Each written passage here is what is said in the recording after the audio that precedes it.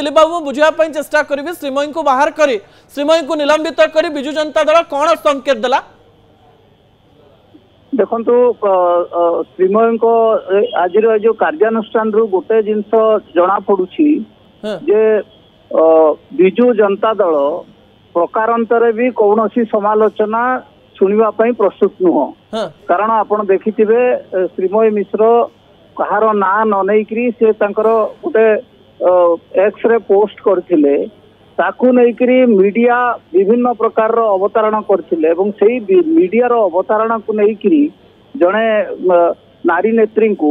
party रो बहुत वरिष्ठ नारी नेत्री को दलरू निलंबन करवा केते दूर समीचीन सेटा विजु जनता दल पर समीक्षा करवा उचित अवश्य निलंबन गोटे दिलीप बाबू आपण कोन भाबुचंदी विजु जनता दल ठीक कला ना भूल कला